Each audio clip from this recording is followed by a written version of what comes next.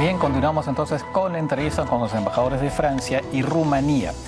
Hablemos un poco ahora de las medidas que ha estado tomando la Unión Europea. Nos han hablado un poco del tema humanitario, pero también hay obviamente medidas tanto económicas como medidas de tipo militar y también, por supuesto, sanciones contra Rusia.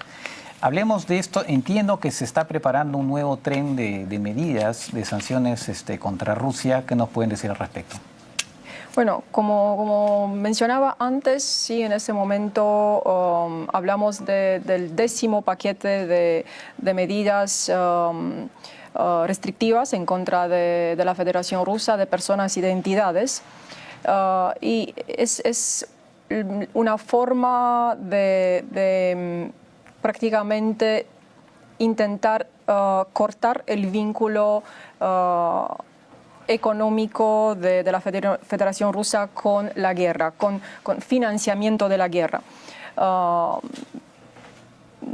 Obviamente que siempre hay críticas, siempre hay personas que dicen que estas sanciones no funcionan, pero la realidad muestra que la economía rusa sí sufre y que en algún momento esta máquina de guerra no va a recibir la misma cantidad de dinero que antes.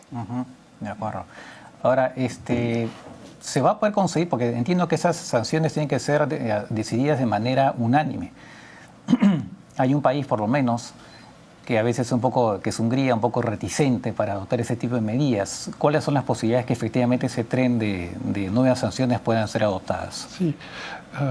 En primer lugar, quisiera concordar con Camelia. Se trata de un elemento muy importante, dejar de alimentar la máquina de guerra rusa, y eso funciona. Yo leí recién que ya ha disminuido el 50%, han disminuido del 50% los recursos que puede obtener Rusia, por ejemplo, con su gas o su petróleo. Entonces hay un efecto muy fuerte y a medio plazo va a tener efectos sobre la capacidad de agresión de Rusia. Por lo que concierne la cuestión de la unidad de la Unión Europea, lo que veo que ya se adoptaron 9 trenes de sanciones. Entonces estábamos hablando del 10º. Obviamente queda un poco menos margen de maniobra para encontrar puntos donde aplicar las sanciones, pero al mismo tiempo los nuevos trenes nos permiten adaptarnos a las tentativas de Rusia a evadir las sanciones y a intentar escapar a los efectos de las sanciones. Entonces, mantener el ritmo de las sanciones permite eso y también muestra a Rusia que la unidad y la decisión de los países europeos siguen firmes y que no vamos a dejar Rusia continuar su guerra sin consecuencias. Entonces yo creo que desde este punto de vista es muy importante. Sí.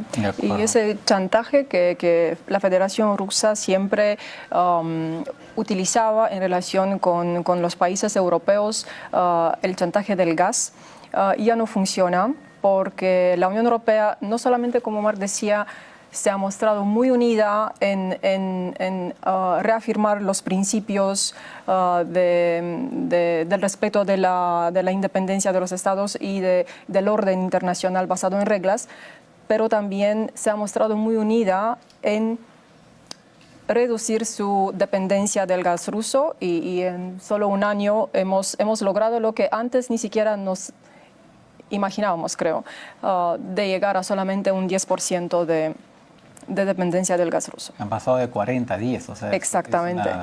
Fue un esfuerzo realmente impresionante. Y acaban ahora también de dejar de importar productos refinados también de Rusia, ¿no? Correcto. Efectivamente. Sí. Ya para cerrar, el tema militar, cada vez más las líneas rojas que se habían establecido para dar armas a Ucrania por el miedo a una escalada, ¿no? Se han ido derribando, ¿no? Sí. ¿Cuánto más líneas rojas se pueden ir? Claro, no lo van a decir ahora, pero en todo caso, según los pedidos de Ucrania, por la necesidad además, porque se presume que habría una ofensiva, bueno, primero rusa aparentemente, que ya está en ejecución, y después la propia Ucrania, ¿no? Porque la idea efectivamente es de permitir a Ucrania que pueda ganar la guerra. ¿A cuánto más puede llegar este apoyo en materia de armas de los países europeos? Obviamente, cada vez que se entrega armamentos, hay que hacer un balance de los riesgos. Es lo que hacemos como Francia, por ejemplo, en una comisión interministerial, cada vez que entregamos armamentos a otro país. Pero al mismo tiempo no tenemos que entrar en el spin del régimen ruso, que pretende que entregar armamentos equivale a cobeligencia. Cobeligencia es algo totalmente diferente. Es cuando soldados de un país participan a una guerra. Y entonces hubo voluntarios, obviamente, pero ningún soldado de miembros de la OTAN participó en esta guerra. Solo ofrecimos un apoyo material y financiero, obviamente, a Ucrania. De acuerdo. Y eso se trata de algo contemplado por la Carta de las Naciones Unidas, legítima defensa individual y colectiva. El apoyo a la legítima defensa de un país está totalmente en conformidad con la Carta de Naciones Unidas. Hay que recordar de nuevo, la violación de la Carta de las Naciones Unidas viene de Rusia. Es una guerra de agresión, es la violación de la integridad y la soberanía de un país soberano, de un país que tiene fronteras internacionales reconocidas, que tenía una garantía rusa que se llama el Memorándum de Budapest, que Rusia no respetó. Sí, le recuerdo al público que el Memorándum de Budapest era un documento por el cual justamente Rusia se comprometía a respetar, ¿no?, la independencia y la integridad territorial de Ucrania. Hay que recordar que Ucrania tenía armas nucleares, le recuerdo esto al público, ¿no?, a las que, porque claro, al igual que la Unión Soviética, pues había armas nucleares en varias partes de la Unión Soviética, y una vez que algunas de esas partes se convirtieron en países independientes, en los cuales Ucrania renunciaron a las armas nucleares a cambio precisamente de la garantía de parte de Rusia del respeto de su independencia. Sí. Como último punto, ¿qué opinan ustedes? El presidente Biden acaba de hacer una visita, ¿no? Acaba de hacer una visita, digamos, entiendo que le avisó a los rusos antes, pero en todo caso una visita inesperada, vamos a decir de esa manera. ¿Qué opinan ustedes de esa visita y también, bueno, el significado, ¿no?, en este contexto, quiero decir, ¿no? Bueno, Estados Unidos han mostrado su apoyo incondicional, exactamente como la Unión Europea, desde el primer momento, y no es nada para extrañarnos. Los líderes europeos también han visitado Ucrania. Justo nuestros presidentes han visitado en el mismo tiempo Ucrania. Entonces es un gesto que es en concordancia con todo el apoyo, con todo el discurso de Estados Unidos de apoyo a Ucrania. Y muchos países, Rumanía incluso, Francia y Estados Unidos, apoyamos, por ejemplo, todas las iniciativas, todas las acciones de Ucrania en la Corte Penal Internacional, en la Corte Internacional de Justicia, en la Corte Europea de los Derechos Humanos. Son 3 acciones de Ucrania muy importantes que que prácticamente buscan justicia, que hablan de crímenes de guerra, que hablan crímenes de lesa humanidad. Y Rumanía y la Cancillería rumana está también directamente involucrada en ayudar a Ucrania a obtener esta justicia y a responsabilizar a los culpables de los crímenes de guerra. De acuerdo. Ya como última pregunta, el presidente Macron pronunció un discurso muy duro en la conferencia de Múnich de seguridad.